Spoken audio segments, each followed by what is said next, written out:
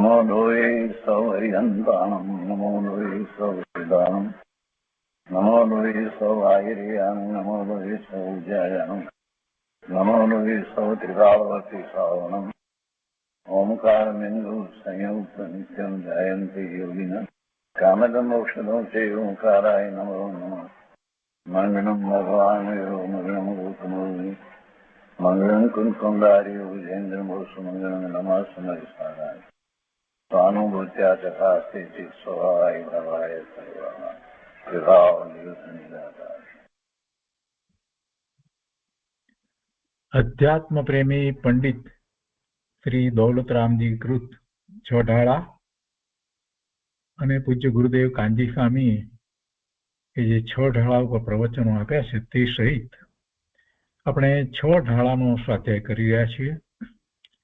પંડિતજીનો આ સરળ પણ અદ્ભુત ગ્રંથ છે. ગુરુદેવે એમ કહ્યું કે આ તો ગાગરમાં સાગર સમાન છે. 6 ઢાળાના સ્વાધ્યાયમાં અત્યારે આપણે 3જી ઢાળનો સ્વાધ્યાય શરૂ કર્યો છે.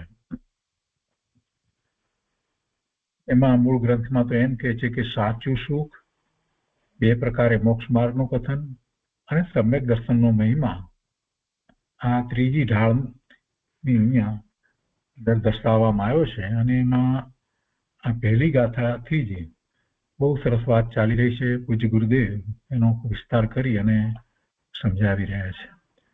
એનો ઘણો ભાગ કર્યો છે. આજે આગળ લઈએ છીએ. પૂજ્ય ગુરુદેવના પ્રવચનના પુસ્તકમાં પાના નંબર 146 ઉપર છેલ્લો પેરેગ્રાફ ગુરુદેવ અહીંયા સમજાવે છે.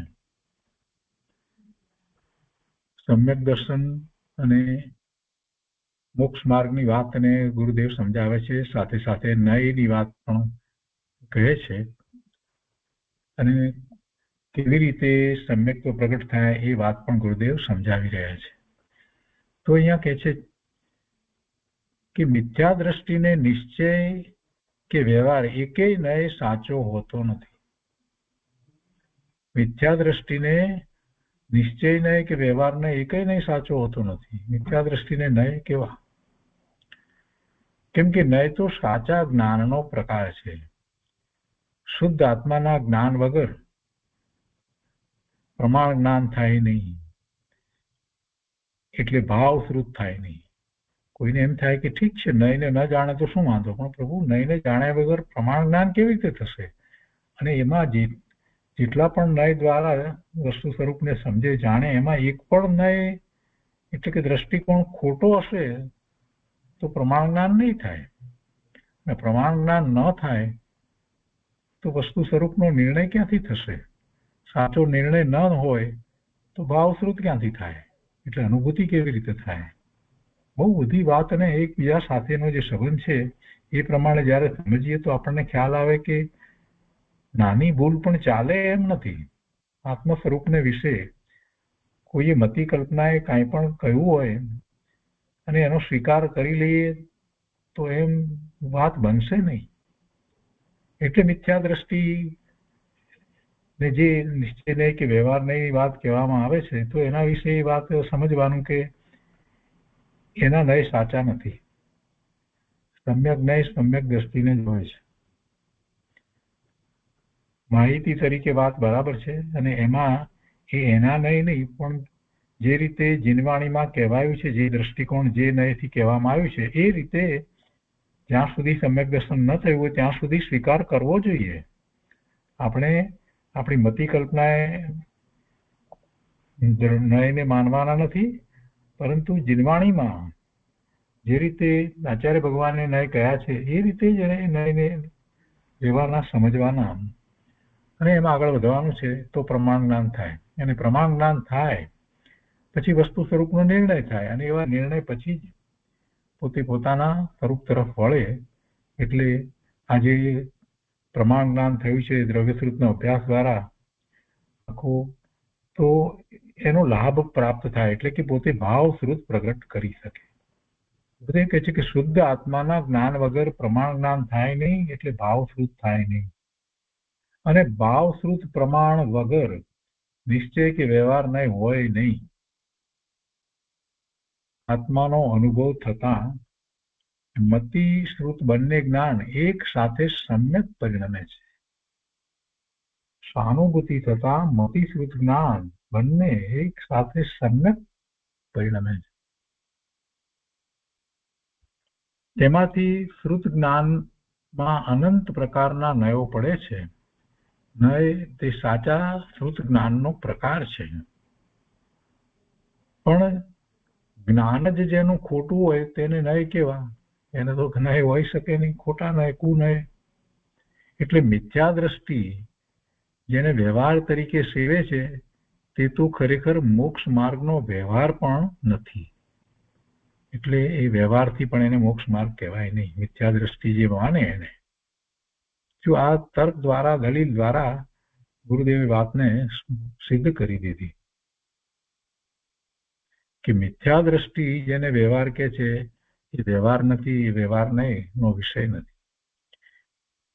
નિશ્ચય વગરનો વ્યવહાર તો મિથ્યા છે. શુદ્ધ આત્મા જેવો છે તેવો જાણીને એવો જ પછી પ્રતીતમાં લીધો. પહેલા વિકલ્પ સહિત જાણ્યો, શાસ્ત્રના અભ્યાસ દ્વારા જાણ્યો, અને પછી એવો જ પ્રતીતમાં લીધો. અને પ્રતીતમાં લીધા પછી એવો નિર્ણય કરી અને પછી એવી અનુભૂતિ કરી, ત્યારે સમ્યક દર્શન અને સમ્યક જ્ઞાન થયું. ચારિત્રનો અંશ પણ તેની સાથે ખુલ્યો. એટલે રત્નત્રયના પરિણામ થયા. એટલે મોક્ષ માર્ગ શરૂ થયો. અને તે જીવને સાચા નિશ્ચય અને વ્યવહાર હોય છે. તે જીવને, આવા સમ્યક દ્રષ્ટિને સાચા નિશ્ચય વ્યવહાર હોય છે. પહેલા એકલો વ્યવહાર હોય અને તે વ્યવહાર કરતા કરતા નિશ્ચય પ્રગટે એમ નથી. એવું વસ્તુ સ્વરૂપ જ નથી. ગુરુદેવ કહે છે કે ઉપયોગ સ્વરૂપ શુદ્ધ આત્માના અવલંબને જે શુદ્ધ દર્શન જ્ઞાન ચારિત્ર પ્રગટ્યા તે શુદ્ધ મોક્ષ માર્ગ છે. અને ત્યાંથી ધર્મની શરૂઆત થાય છે. અને તેની સાથે જે બાકી રહેલ શુભાવ વગેરે રાગ આદિ છે તે અશુદ્ધ છે. તેને મોક્ષ માર્ગનું કારણ કહેવું તે ઉપચાર છે. એટલે કે સાથે રહેલ એ શુભાવને મોક્ષ માર્ગનું કારણ ઉપચારથી જ કહેવાય. વાસ્તવમાં એ કારણ નથી. પોતાનું સ્વરૂપ શુદ્ધ સ્વરૂપ છે એ જ ત્રિકાળ ઉપાદાન કારણ છે. અને પોતાનો ઉપયોગ સ્વ તરફ વળે છે. મતિ જ્ઞાન અને શ્રુત જ્ઞાનનો એને ઉગાડ છે. તો એવા મતિ શ્રુત જ્ઞાન ના ઉપયોગ અને દર્શન ઉપયોગ એ બધું જ્યારે સ્વ તરફ વળે છે અને એકાગ્રતા સ્વને વિશે કરે છે ત્યારે એને સમ્યક પ્રગટ થાય છે. અને ત્યાંથી જ ધર્મની શરૂઆત થાય છે. એટલે સાચા અર્થમાં મોક્ષ માર્ગનું કારણ જો કાંઈ પણ કહેવું હોય તો જ્યારે પોતાનો ઉપયોગ સ્વ તરફ વળ્યો છે એવી જે દશા થઈ છે, એટલે રત્નત્રયના પરિણામ થઈ રહ્યા છે, પર્યાયો છે, એને મોક્ષ માર્ગનું કારણ કહેવામાં આવે છે. અને ત્રિકાળ ઉપાદાન કારણ તો પોતાનું શુદ્ધ સ્વરૂપ જ છે. એટલે સાધક ભાવ અને સાધ્ય ભાવની વાત સમયસારમાં જ્યારે કરવામાં આવી તો અમૃતચંદ્રાચાર્ય ભગવાને પરિશિષ્ટમાં એની સ્પષ્ટતા એ રીતે કરી કે જે સાધ્ય ભાવ છે એ પણ પર્યાય છે અને સાધક ભાવ જે છે એ પણ પર્યાય છે. રત્નત્રયના પરિણામ થાય છે, વારંવાર થાય છે. આ જ આખો સાધક ભાવ છે. ચાલ્યા કરે છે સાધક ભાવ અનંત કાળથી. જ્યાં એ મિથ્યાત્વ સહિત પ્રવર્તતો હતો ત્યારે એને ક્યારેય આત્માની અનુભૂતિ કરી જ નહોતી. તો એવા પરિણામ થયા જ નહોતા. પણ હવે જયારે એક વખત પરિણામ થયા પછી વારંવાર એવા જ પરિણામ થયા કરે છે એ જ મોક્ષ માર્ગ છે. અને એમાં છેવટે પૂર્ણ દશા થઈ જાય છે. જે સાધ્ય જે દશા જે સાધ્ય હતું કે પોતાને પૂર્ણ નિર્મળ પરિણામ થવા તો એ દશા થઈ જાય છે. પહેલા રત્નત્રયના પરિણામ કરતો નિજરા કરે છે, શુદ્ધિની વૃદ્ધિ કરે છે અને છેવટે કેવળ જ્ઞાન, કેવળ દર્શન, અનંત સુખ અને અનંત વીર્ય પ્રગટ કરે છે. આ જ માર્ગ છે. આ રીતે માર્ગ છે. શરૂઆતથી કરી અને માર્ગ પછી કઈ બદલાતો નથી, એક જ રીતે માર્ગ ચાલે છે. આત્મામાં અનુભૂતિ કર્યા જ કરવાની છે, બીજું કાંઈ કરવાનું નથી.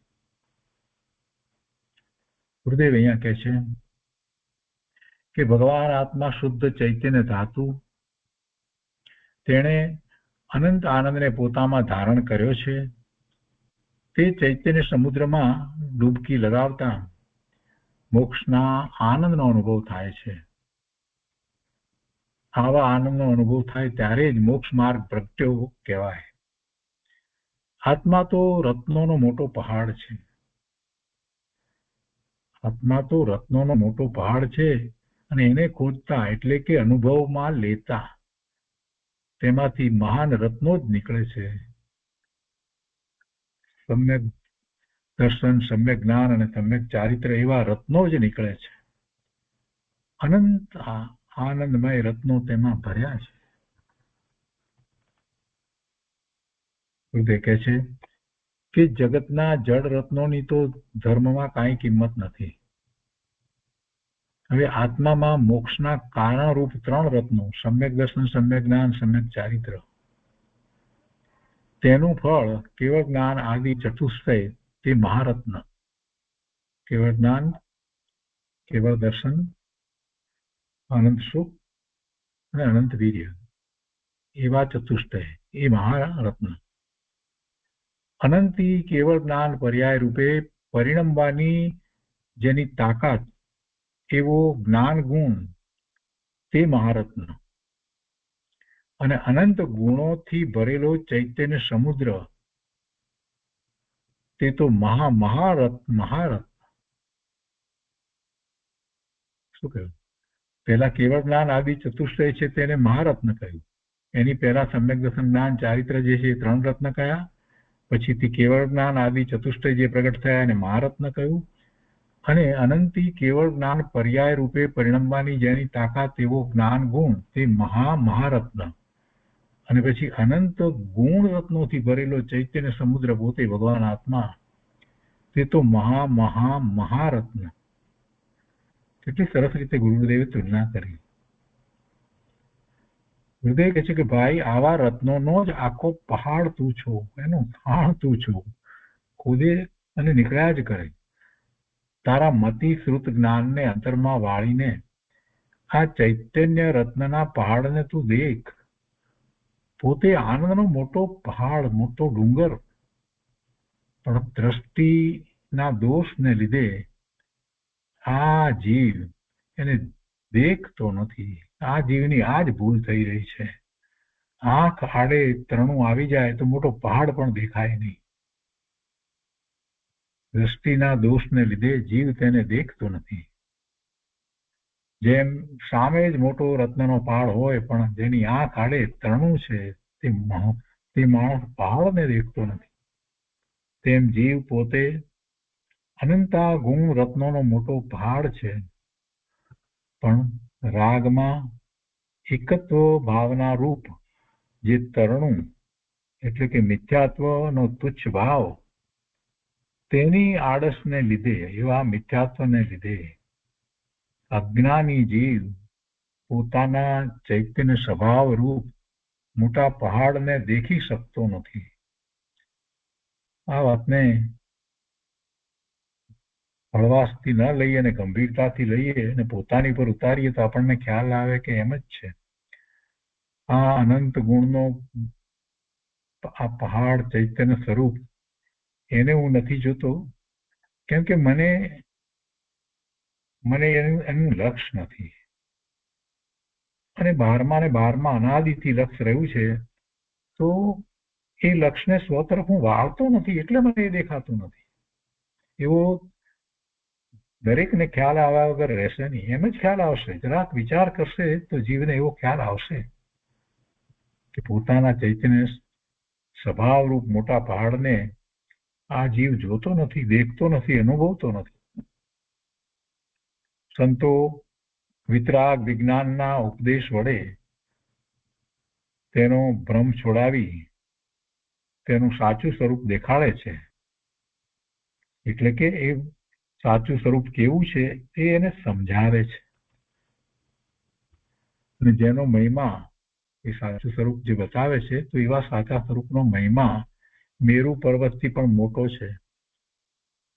અરિહંતોએ કેવળ જ્ઞાન પ્રગટ કર્યું તે ક્યાંથી આવ્યું? સર્વજ્ઞતા પ્રગટ કરી તે ક્યાંથી આવી? શું બહારથી આવ્યું? ના, અંદર આત્મામાં હતું તે જ પ્રગટ્યું છે. તેમ દરેક આત્મા અરિહંત ભગવાન જેવો જ સામર્થ્યવાળો છે.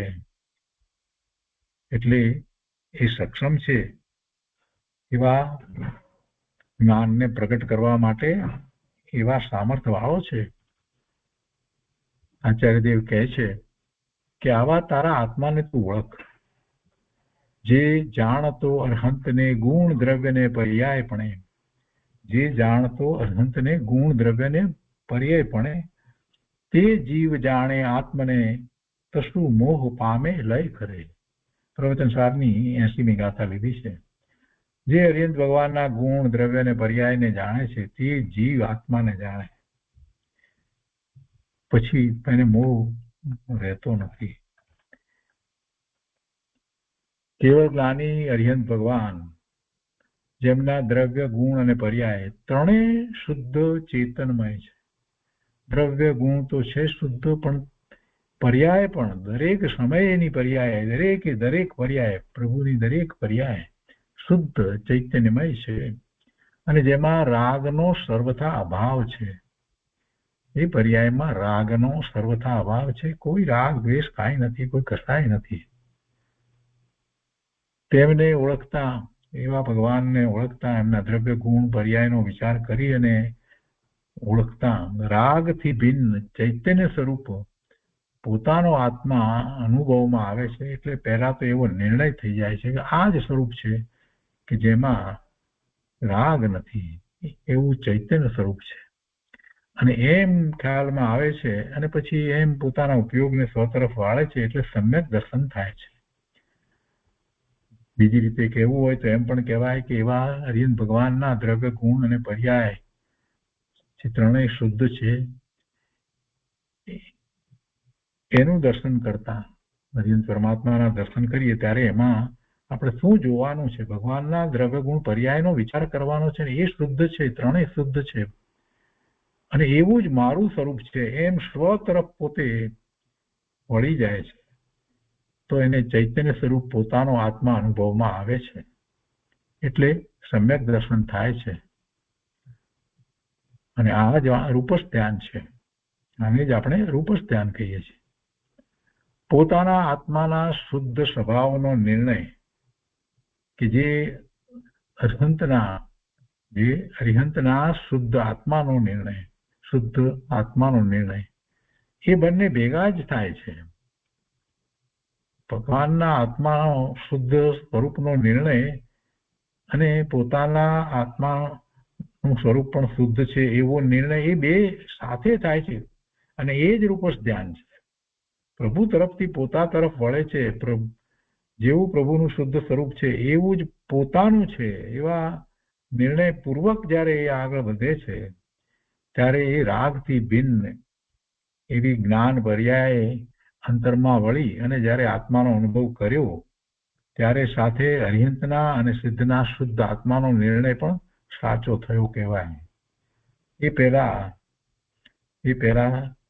ત્યાર પહેલા અરિહંતના શુદ્ધ આત્માનો નિર્ણય કરવાનું લક્ષ્ય હતું, તેને ઉપચારથી સમ્યક દર્શનનું કારણ કહેવાય છે.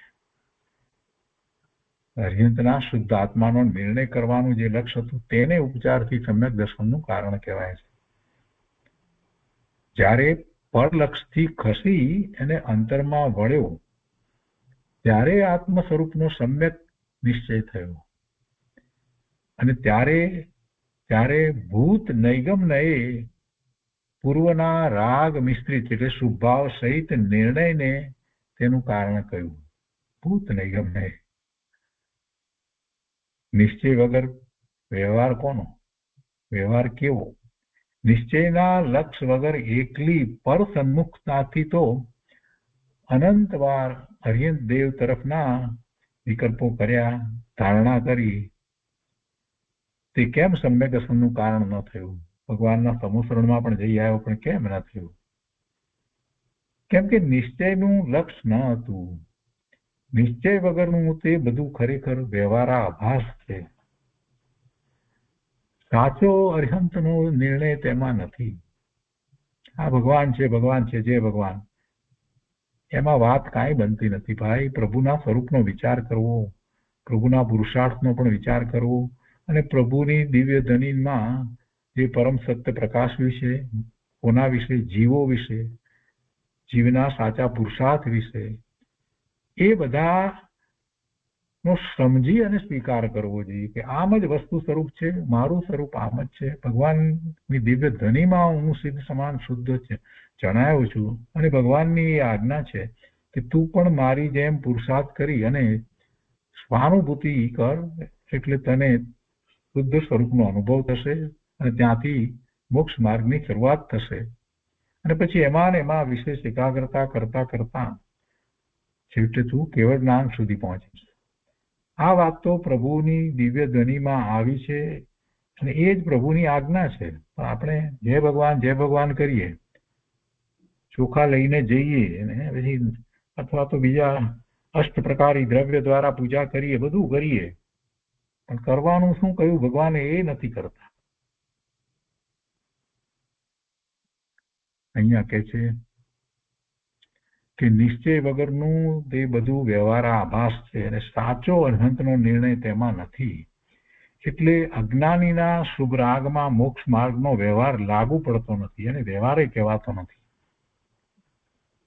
મોક્ષ માર્ગ તેને શરૂ જ થયો નથી. રાગ વડે મોક્ષ માર્ગ શરૂ થાય નહીં. શુભભાવથી મોક્ષ માર્ગ શરૂ થતો નથી. રાગથી આગો કસીને, રાગથી જુદો પડીને, ખસીને જ્ઞાન વડે અંતરના સ્વભાવમાં ઘૂસી જાય, ત્યારે શુદ્ધ આત્માના અપૂર્વ અનુભવ સહિત મોક્ષ માર્ગ શરૂ થાય છે. જો કેટલું બધું સ્પષ્ટતાથી ગુરુદેવે સમજાવ્યું છે, પદ્ધતિ બતાવી છે, રીત બતાવી છે, વિધિ બતાવી દીધી સમ્યક્ત પ્રગટ કરવાની. કેટલી બધી સાદા સરળ શબ્દોમાં કેટલી સરસ રીતે સમજાવી દીધું છે. ગુરુદેવ કહે છે કે આવો મોક્ષ માર્ગ જેને પ્રગટ્યો છે તેના નિશ્ચય અને વ્યવહાર કેવા હોય તેની આ વાત છે. કે મોક્ષ માર્ગ જેને થયો છે તેને બે વાત લાગુ પડે છે. પંડિતજીએ વાત કરી ને કે બે રીતે વિચાર કર, એટલે નિશ્ચય અને વ્યવહારની વાતનું, તો એ બે વાત કે છે કે જે રત્નત્રયની શુદ્ધતા છે તે યથાર્થ મોક્ષ માર્ગ છે, અને જે શુભરાગ ભૂમિકા અનુસાર છે તે ઉપચારથી મોક્ષ માર્ગ છે. સાચો મોક્ષ માર્ગ હોય ત્યાં બીજામાં ઉપચાર લાગુ પડે છે, પણ સાચો મોક્ષ માર્ગ પ્રગટ જ ન થયો તો પછી ઉપચાર શેનો કરવાનો? વસ્તુ સાચી હોય તો પછી કઈક ઉપચાર એની ઉપર કરી શકાય, પણ વસ્તુ જ ન હોય તો શેના ઉપચાર? સાચો મોક્ષ માર્ગ હોય ત્યાં પછી બીજામાં એનો ઉપચાર લાગુ પડે કે ભાઈ આ જે છે વ્યવહારથી મોક્ષ માર્ગ છે. પણ જ્યાં મોક્ષ માર્ગ જ નથી પ્રગટ થયો તો પછી ક્યાં વાત જ રહી? તો પછી વ્યવહાર એવા નામ ક્યાંથી આપવું? શુદ્ધ આત્માના આશ્રયે પ્રગટેલા શુદ્ધ ભાવ રૂપ નિશ્ચય મોક્ષ માર્ગ તે જ સાચો મોક્ષ માર્ગ છે. બીજો કોઈ સાચો મોક્ષ માર્ગ નથી. વિતરાગમાં આવી વસ્તુ સ્થિતિ છે. આ જ વિતરાગ વિજ્ઞાન છે. આ સિવાય બીજી રીતે મોક્ષ માર્ગ સિદ્ધ થતો નથી. આ જ રાજમાર્ગ છે. અનાદિથી આ જ માર્ગ ચાલ્યો આવે છે. અનંત જીવો આ જ માર્ગે ચાલી અને સિદ્ધ થયા છે.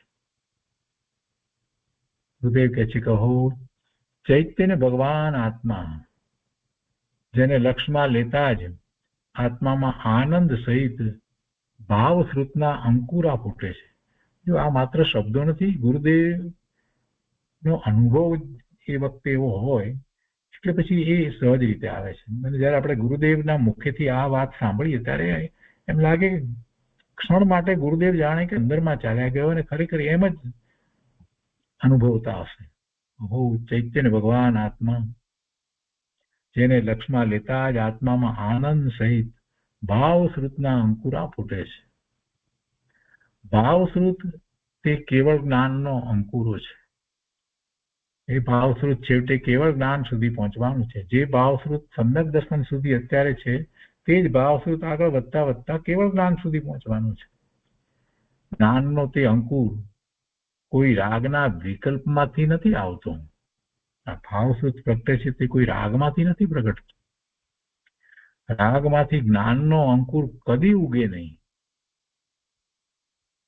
ચૈતન્ય રત્નાકર તુલસી અને તેમાંથી શ્રુતનો અંકુર આવે છે.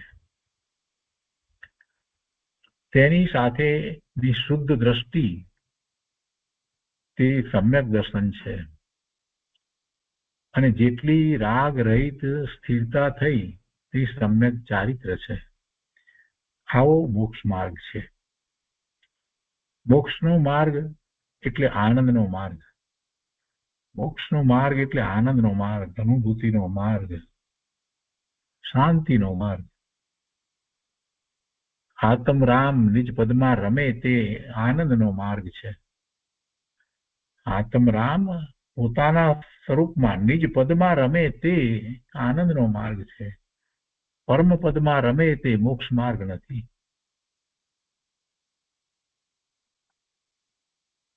તેમાં આનંદ નથી. અહીંયા તો ખરેખર તો પરપદમાં રમે તે મોક્ષ માર્ગ નથી એમ હોવું જોઈએ. પરપદમાં રમે તે મોક્ષ માર્ગ નથી એટલે બહારમાં ક્યાંય પણ રમે તે મોક્ષ માર્ગ નથી. નિજ પદમાં રમે તે આનંદનો માર્ગ છે.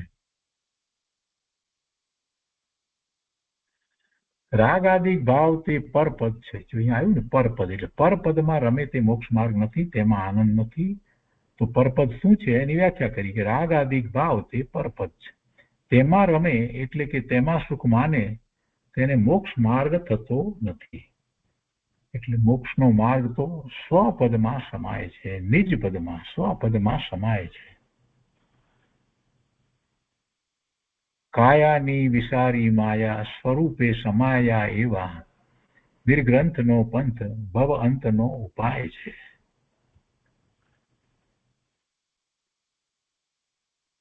કાયા અને આત્માની ભિન્નતાને જાણીને નિજ સ્વરૂપમાં જેવો સમાયા લીન થયા, કૃપાળુદેવે એ જ વાત કરી છે. નિજ સ્વરૂપમાં જે સમાયા લીન થયા એવા નિર્ગ્રંથ મુનિવરોનો માર્ગ તે જ ભવના અંતનો ઉપાય છે. કેમ કે એ જીનવાણી છે. મુનિવરોએ માર્ગ બતાવ્યો એ કાંઈ પોતાનો ઘરનો માર્ગ નથી. અનુભવ કર્યો છે જીનવાણી ને સાંભળી, સ્વીકારી, આત્મસાત કરી અને પછી એવો જ અનુભવ કર્યા પછીથી એમણે શાસ્ત્રમાં એ વાત કરી છે. કોઈ મતિ કલ્પના એ શાસ્ત્રની રચના નથી થઈ. એ તો શુદ્ધ થયેલી વસ્તુ છે. અને એટલે પછી કરુણા કરી અને એમને શાસ્ત્રો દ્વારા આપણને આપ્યું છે કે આ માર્ગ છે અને તેનાથી મોક્ષ પમાય છે. આ કે છે મોક્ષના માર્ગમાં ભાવશ્રુત જ્ઞાન હોય છે. મોક્ષના માર્ગમાં ભાવશ્રુત જ્ઞાન હોય છે. તે પણ આનંદના સ્વાદથી ભરેલું છે અને સ્વસંવેદન રૂપ પ્રત્યક્ષ છે. એને ભાવશ્રુત કહેવાય છે. જેમ કેવળ જ્ઞાન પ્રમાણ છે તેમ શ્રુત જ્ઞાન પણ પ્રમાણ છે. પરોક્ષ હોવા છતાં તે પ્રમાણ છે. શ્રુત જ્ઞાનમાં પ્રત્યક્ષ અને પરોક્ષપણાની બે રીતે વાત કરીએ છીએ. પરોક્ષ પ્રમાણ છે. કેટલીક વસ્તુ પ્રત્યક્ષ નથી. બધી વસ્તુ શ્રુત જ્ઞાનમાં પ્રત્યક્ષ એટલે પ્રતિઅક્ષ એટલે કે સીધે સીધું આત્માથી એને પ્રત્યક્ષ કહેવાય. સીધે સીધું આત્માથી જ જ્ઞાન થાય એ પ્રત્યક્ષ. અહીંયા શ્રુત જ્ઞાનમાં મન અને ઇન્દ્રિયો જે છે એ નિમિત્ત છે. સીધે સીધું આત્માથી થતું નથી અને જ્ઞેય માત્રનું જ્ઞાન એવું સીધે સીધું આત્માથી થતું નથી એટલે પ્રત્યક્ષ નથી. સામ વ્યવહારિક પ્રત્યક્ષપણું છે ઇન્દ્રિય દ્વારા હોય તો કંઈક અંશે. પણ છતાં એ શ્રુત જ્ઞાન છે એમાં નય પડે છે અને અનેક નય દ્વારા આપણે એ વસ્તુ સ્વરૂપનો નિર્ણય કરીએ છીએ એટલે એ શ્રુત જ્ઞાન પ્રમાણ છે. પરોક્ષ છે. તો પરોક્ષ હોવા છતાં તે પ્રમાણ છે. અને સ્વસંવેદનમાં તો તે પ્રત્યક્ષ પણ છે. જ્યારે સ્વસંવેદન થાય, આત્માની અનુભૂતિ થાય, ત્યારે તો તે પ્રત્યક્ષ પણ છે. કેમ કે ત્યારે તો તે પોતે પોતાને અનુભવે છે. શ્રુત જ્ઞાન દ્વારા જ અનુભવાય છે. બાકી શ્રુત જ્ઞાન દ્વારા આત્માનો અનુભવ થાય છે, તો એમાં બે પણ રહેતું નથી. એટલે એ પ્રત્યક્ષ પણ છે. પોતાના આત્માના અનુભવને સાધક જીવ સ્વસંવેદન રૂપ પ્રત્યક્ષ પ્રમાણથી જાણે છે. તેમાં તેને કોઈ સંદેહ નથી. અનુભૂતિ એ મતિશ્રુત દ્વારા થાય છે, પણ એ પ્રત્યક્ષ છે. સંવેદન છે ને, એ સંવેદન પ્રત્યક્ષ છે. એટલે કે છે કે પોતાના આત્માના અનુભવને સાધક જીવ સ્વસંવેદન રૂપ પ્રત્યક્ષ પ્રમાણથી જાણે છે. તેમાં તેને કોઈ સંદેહ નથી,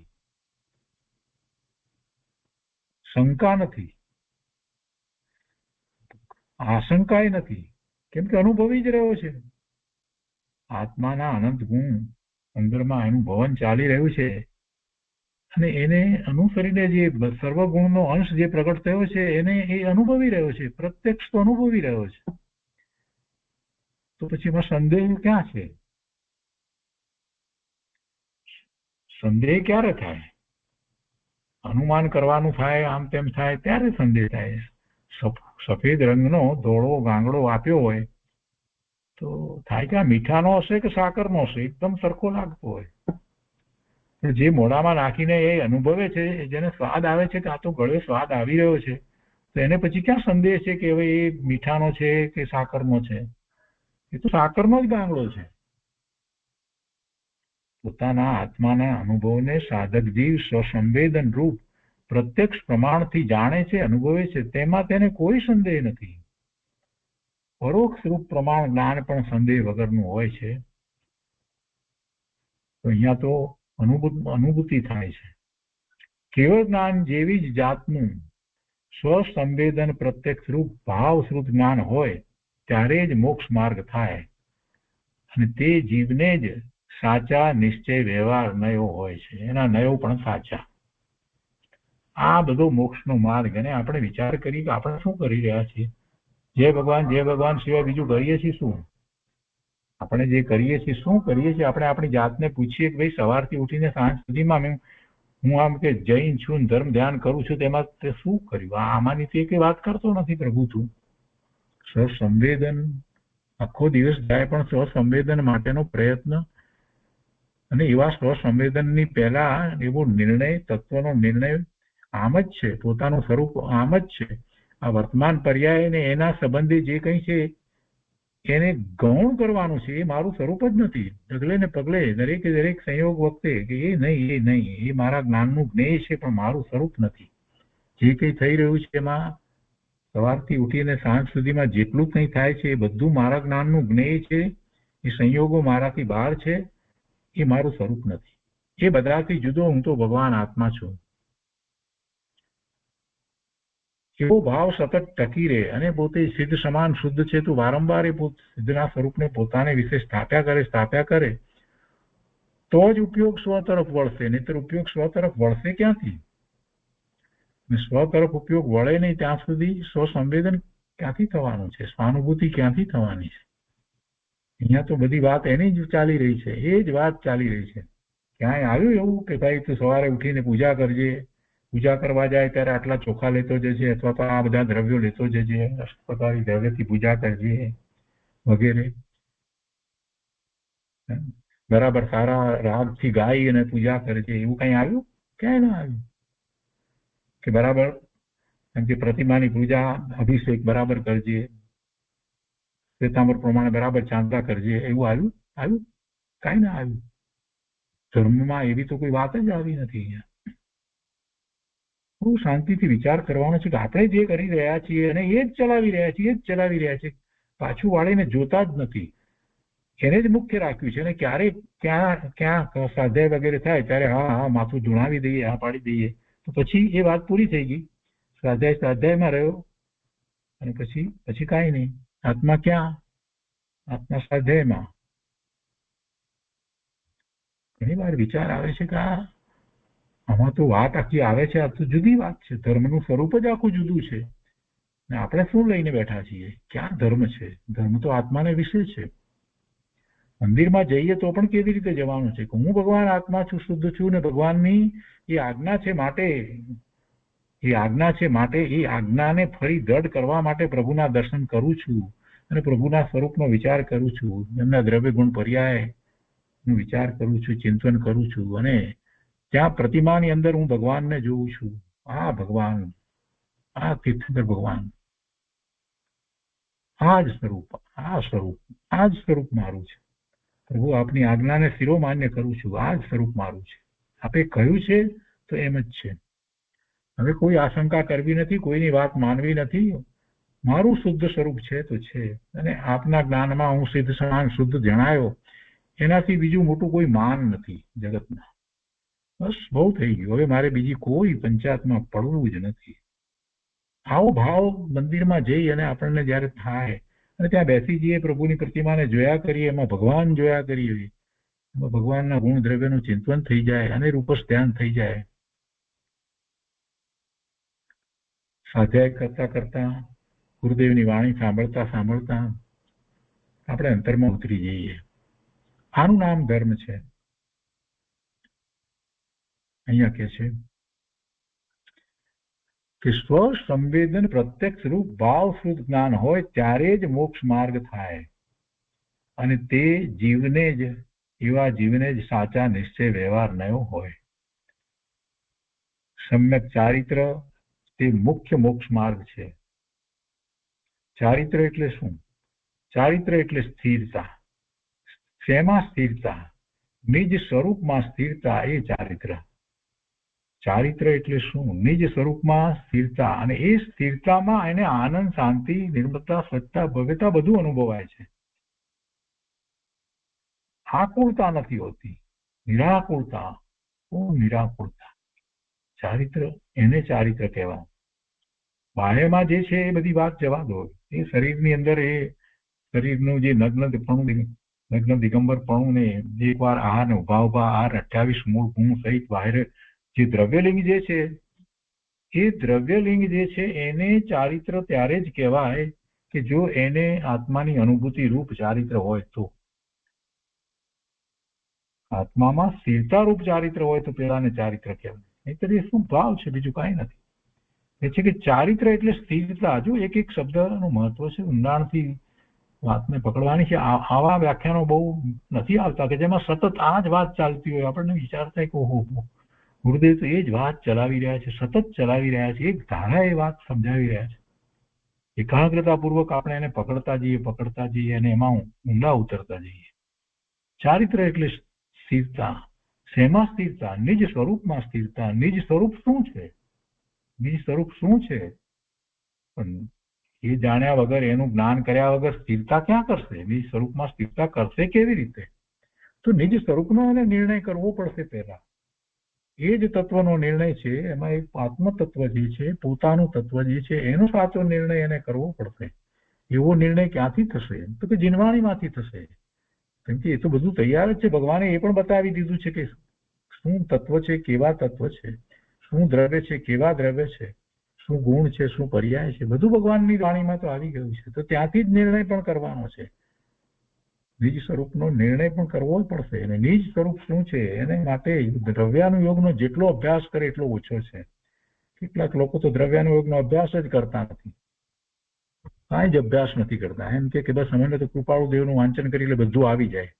પણ કૃપાળુ દેવે તો એમ કહ્યું છે કે ઓછામાં ઓછા આટલા 20 શાસ્ત્રોનો અભ્યાસ કરજે, એમાં 19 તો દિગંબરના છે. કૃપાળુ દેવે તો એમ કહ્યું છે. તો તું ભાઈ કૃપાળુ દેવને અનુસરતો હોય તો એ 20નો તો અભ્યાસ કર, 20 નહીં તો 15નો તો કર. કૃપાળુ દેવને શું અનુસરે છે? કાંઈ અનુસરતો નથી. ગીતો ગાય છે, એથી કાંઈ ધર્મ નથી થતો. કૃપાળુ દેવે ચોખ્ખી વાત કરી છે. આ જગતનું સ્વરૂપ ને આ બધું જાણે એટલે કાંઈ ધર્મ નથી થતો. કેવા ગીતો ગાવાથી પણ ધર્મ નથી થતો.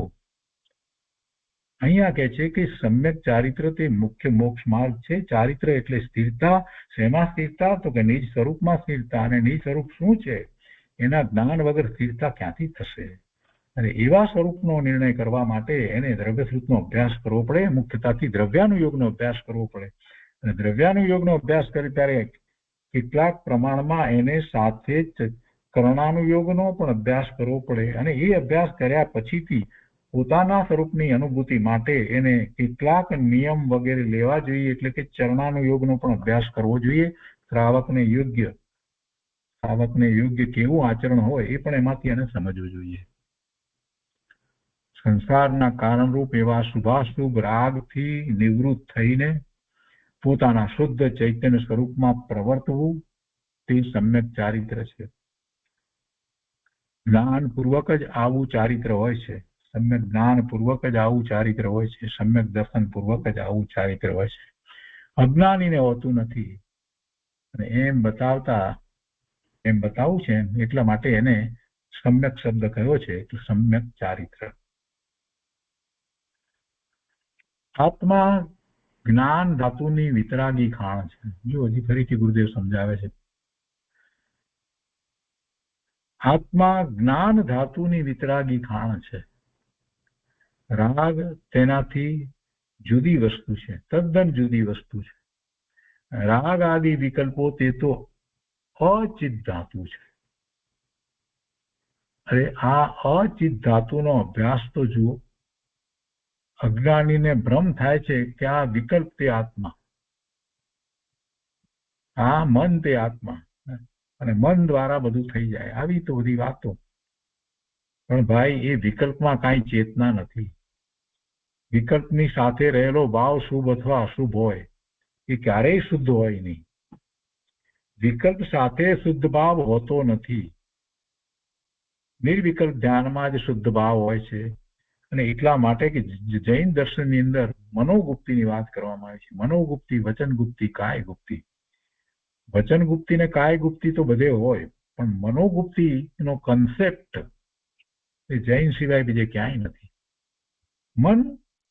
મન શાંત પડી જાય છે. મન એ વખતે શાંત પડી જાય છે એટલે વિકલ્પ ઉઠતો નથી. અને વિકલ્પ ઉઠતો નથી ત્યારે જ સ્વરૂપનું લક્ષ્ય કરી અને એની ચેતના છે તે સહાનુભૂતિ કરવા વાળી થાય છે. પણ પેલા વિકલ્પ છે ત્યાં તો વિકલ્પમાં કાંઈ ચેતના નથી. સ્વપરને જાણવાની જાગૃતિ એ વિકલ્પમાં નથી. જાગતી ચેતના વાળો શુદ્ધ ચૈતન્ય ભગવાન તું છો. જાગૃત ચેતના વાળો શુદ્ધ ચૈતન્ય ભગવાન તું છો કે જેમાં વિકલ્પ કદી પ્રવેશી શકતો નથી. ભગવાન આત્મામાં વિકલ્પ પ્રવેશતો નથી. કેટલી મોટી વાત કરી છે. પહેલી વાર આ બધી વાત આવે છે. કેટલીક વાત તો આપણને એમ થાય કે આવી રીતે તો આપણે વિચાર જ નહોતો કર્યો. ભગવાન આત્મામાં આપણે એમ કહીએ કે મલિનતા પેસતી નથી, ઘૂસતી નથી, પ્રતિજીવી ગુણો રક્ષણાત્મક પણ છે. આ બધું તો ઘણી વાર કહીએ છીએ. પણ અહીંયા તો કહે છે કે જેમાં વિકલ્પ કદી પ્રવેશી શકતો નથી.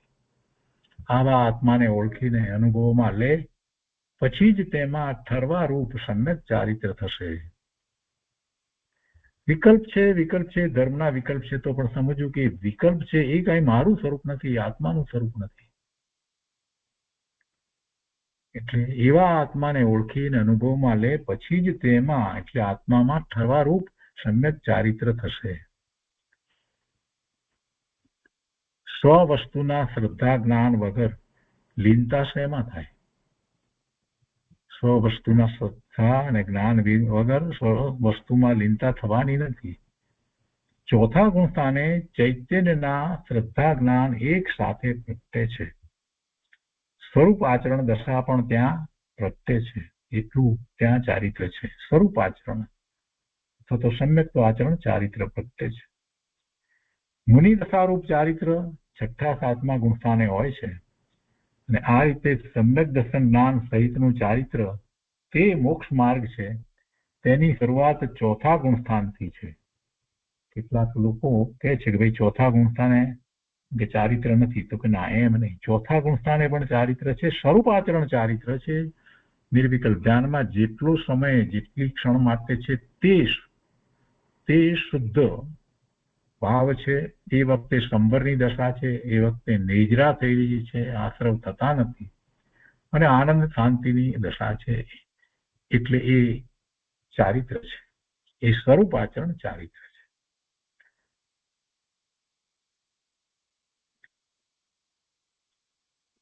તો આ રીતે સમ્યક દર્શન જ્ઞાન સહિતનું ચારિત્ર તે મોક્ષ માર્ગ છે અને તેની શરૂઆત ચોથા ગુણસ્થાનથી છે.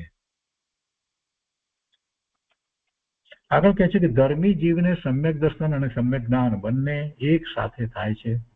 એક જ પર્યાય છે, એમાં સમ્યક દર્શન, સમ્યક જ્ઞાન અને સમ્યક ચારિત્ર થાય છે. રત્નત્રયના પરિણામ થાય છે. એક જ પર્યાય છે, જુદી જુદી નથી, એક જ સાથે બધું થાય છે.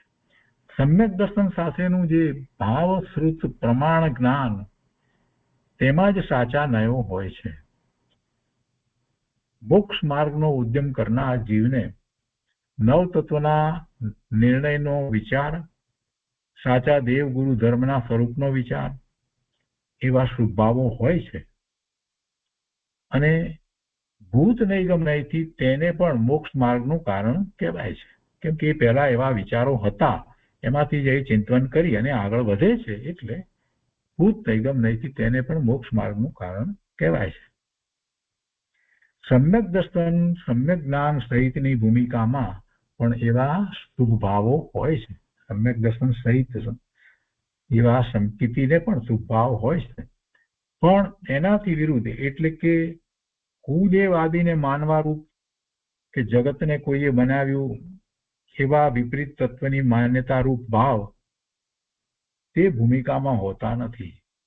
કુદેવને માનવા રૂપ ભાવ કે કુશાસ્ત્રને માનવા રૂપ કે એવી બધી વાત, અથવા તો એવી બધી વિપરીતતા, જગતને કોઈએ બનાવ્યું વગેરે વગેરે, કોઈ ઈશ્વર બધાનું નિયમન કરે છે, ઈશ્વરની ઈચ્છા વિના પાંદડું પણ ન હાલે, આ બધી અનેક પ્રકારની માન્યતા.